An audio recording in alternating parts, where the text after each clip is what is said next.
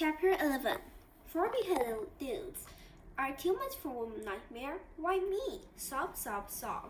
Naturally, I had terrible dreams. I found myself standing at the foot of a mighty fortress on a moonless night. Before me, brick-hewn walls soared hundreds of feet upward, flecks of feldspar glaring like stars. At first, I heard nothing but the whistling cries of owls in the woods behind me, a sound that always reminded me of nighttime in ancient Greece. Then, at the base of the sound hole, stone ground against stone, a small hatch appeared where none had been before. A young man crawled out, lugging a heavy sack behind him. "Come on," he hissed to someone still in the tunnel. The man struggled to his feet, the contents of his sack clinking and clanking. Either he was taking out the wrecking clean, and likely where he had just stolen a great deal of treasure. He turned in my direction, and a jolt of recognition made me want to scream like an owl. It was Trophonius, my son. You know the feeling when you suspect you might have fathered someone thousands of years ago, but you're not really sure. Then you see that child as a grown man, and looking into his eyes, know beyond a doubt that he is yours. Yes, I'm sure many of you can relate. I then recall who his mother was, the wife of King Erginus, perhaps. He had been quite a beauty. Trophonius's lustrous dark hair reminded me of hers, but his muscular physique and handsome face, that strong chin, that perfect nose, those rosy lips. Yes, Trophonius clearly got his knockout good looks from me. His eyes gleamed with confidence as if to say, "That's right, I just crawled out of the tunnel, and I still look gorgeous." From a hatch, the head of another young man emerged. He must have had broader shoulders, because he was having trouble squeezing through. Trophonius laughed under his breath. "I told you not to eat so much, brother." Despite his struggle, the other man looked up and grinned. He didn't resemble Trophonius at all. His hair was blonde and curly, his face as guileless, goofy, and ugly as a friendly donkey's. I realized this was Agamas's, Trophonius's half-brother. He was no son of mine. The poor boy had the misfortune of being the actual offspring of King Agrianus and his wife. "I can't believe it worked," said Agamas's, wriggling his left arm free. "Of course it worked," said Trophonius. "We're famous architects. We built a temple at Delphi.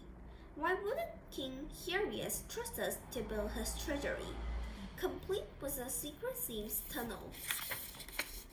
"Well, he'll never know about that," Trophonius said. "The paranoid old fool will assume his servants stole all his treasure. Now hurry up, Whiteload." Agamas's was too busy laughing to free himself. He stretched out his arm. "Help me." Trophonius rolled his eyes. He slammed his sack of treasure to the ground, and thereby sprang the trap. I knew what would happen next. I remembered the tale now that I saw it unfolding. All right, but it was still hard to watch. King Hyrieus was paranoid, all right. Days before, he had scored the treasury for any possible weaknesses. Upon finding the tunnel, he said nothing to his servants, his building crew, or his Articus. He didn't move his treasure. He simply laid a deadly trap and waited to find out exactly who planned to rob him. Trophonius set the bag of gold right on the tripwire, which only became active when the thief had exited the tunnel. The king intended to catch his betrayers red-handed. In the nearest tree, a mechanical bow fired a screaming flare skyward, cutting an arc of red flame across the dark. Inside the tunnel, a support beam snapped, crushing Agamas's chest under the shower of stone. Agamas collapsed, his free arm flailing. His eyes bulged as he coughed blood. Trophonius cried in horror. He ran to his brother's side and tried to pull him free, but this only made Agamas scream. "Leave me," said Agamas. "I won't." Tears streaked Trophonius' face. "This is my fault. This was my idea." "I'll get help. I'll tell the guards." We'll only kill you too, Agamas croaked. Go, while you can. And brother, the king knows my face, he gasped, his breast gurgling. And he finds my body. Don't talk that way. He'll know you are with me, Agamas continued, his eyes now clear and calm with the certainty of death. He'll track you down. He'll declare war on our father. Make sure my body can't be identified. Agamas clawed weakly at a knife hanging from his brother's belt. Trophonius wailed. He understood what his brother was asking. He heard the guards shouting in the distance. They'll be here soon. He raised his voice to the heavens.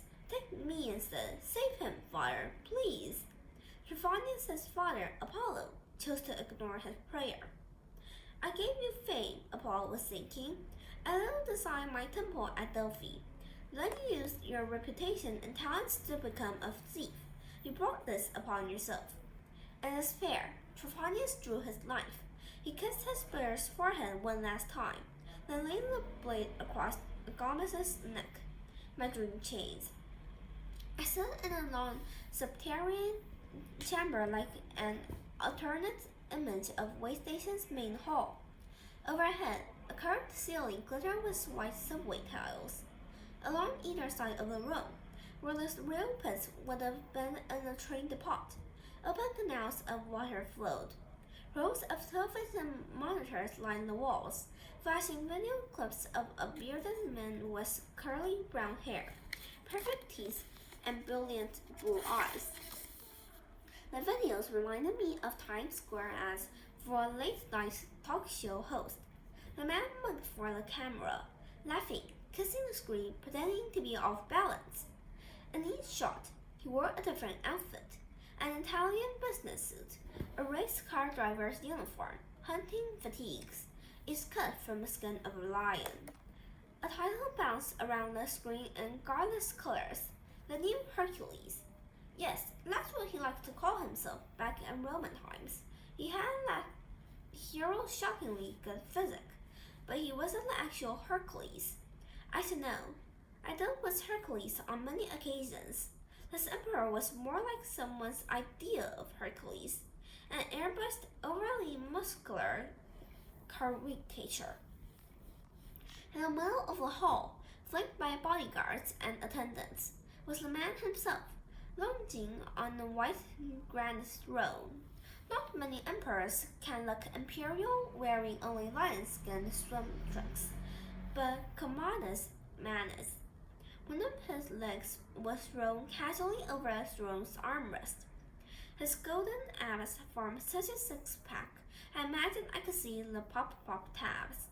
With an immensely bored expression, using only 2 fingers, he twirled a 6-foot-long pollux that came very close to threatening his nearest advisor's autonomy.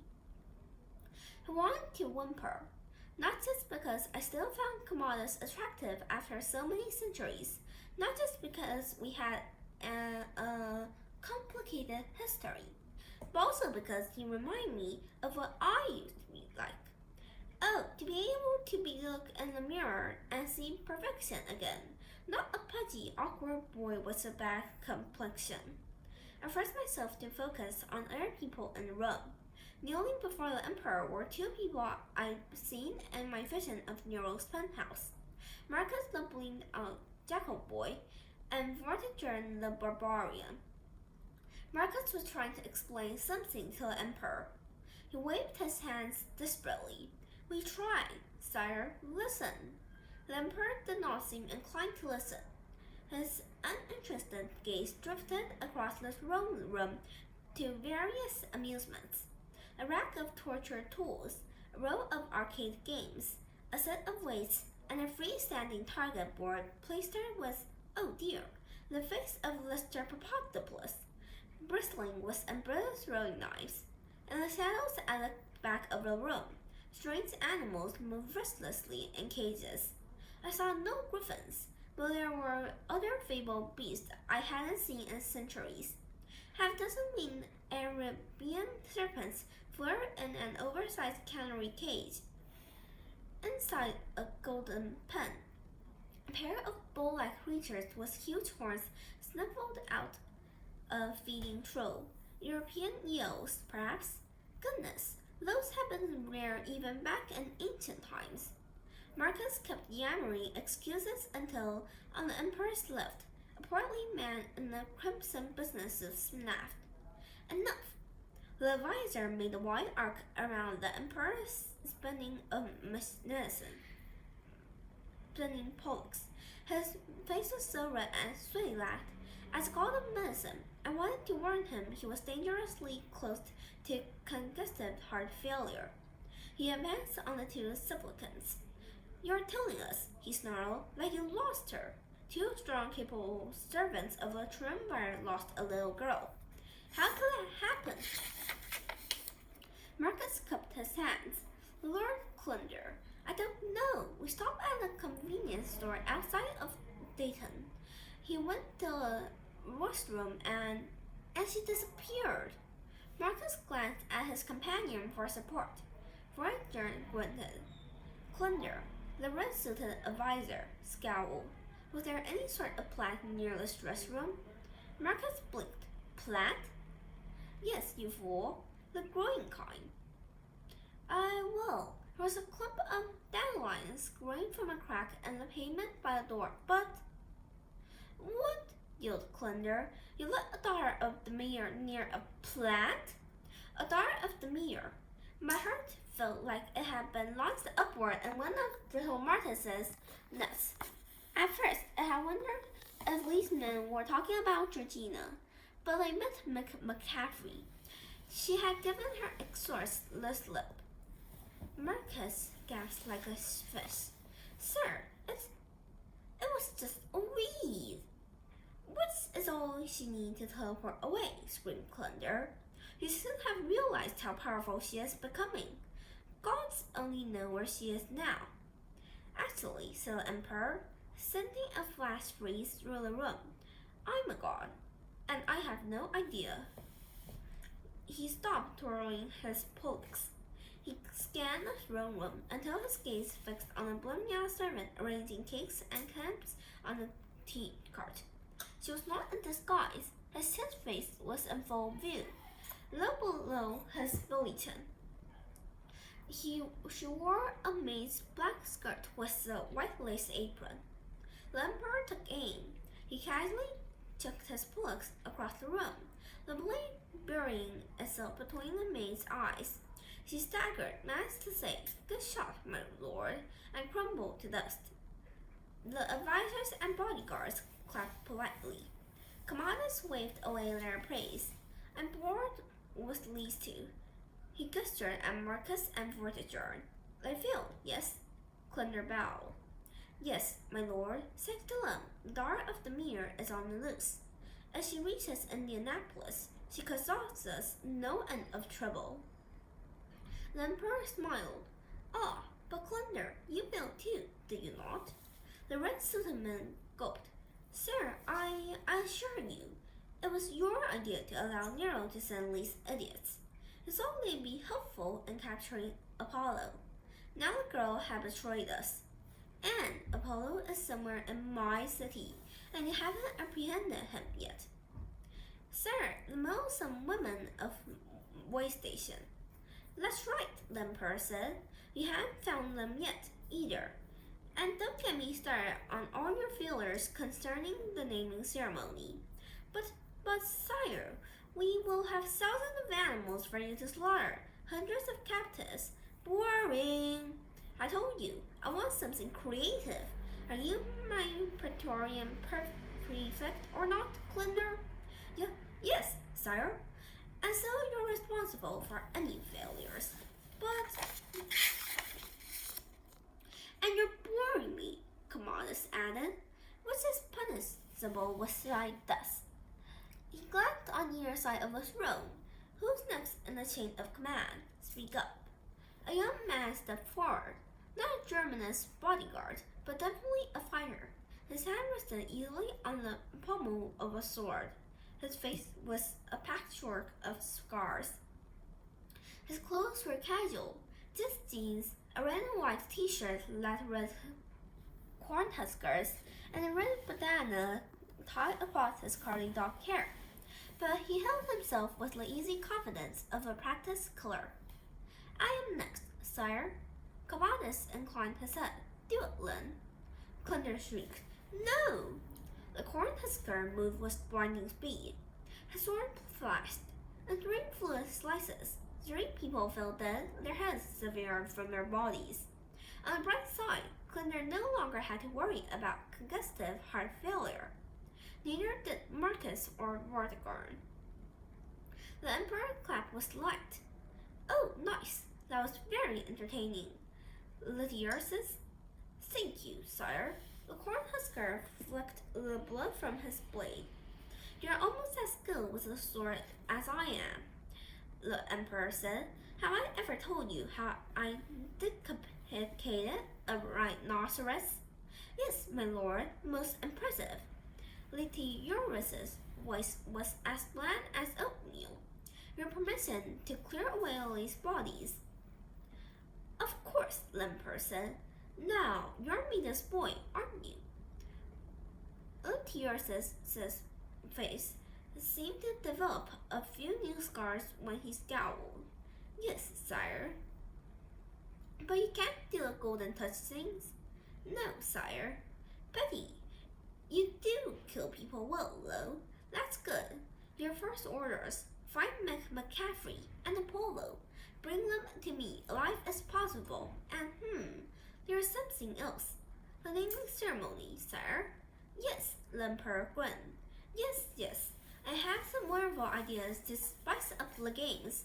But since Apollo and the girl are running around loose, we should move forward our plans for the griffins. Go to the zoo right away. Bring the animals here for safekeeping. Manage all that for me, and I won't kill you. Fair? Lityerses' neck muscles tensed. Of course, sire. As the new Praetorian prefect barked orders to the guards, telling them to drag away the decapitated bodies, someone spoke my name. Apollo, wake up. My eyes flared open. Calypso stood over me. The room was dark. Nearby, Leo was still snoring away in his bed. It's almost first light, said the sorceress. We need to get going. I tried to blink away the remnants of my dreams. The goddess's magic 8-bowl seemed to float to the surface of my mind. Apollo must bring her home. I wonder if the ghost had meant Georgina or another girl who I very much wanted to find. Calypso shook my shoulder. Come on, you'll wake up very slowly for a sun god. What? Where? The zoo, she said, unless you want to wait around here for morning chores.